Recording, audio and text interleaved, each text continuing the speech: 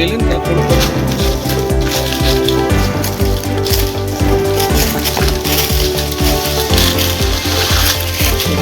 ભલે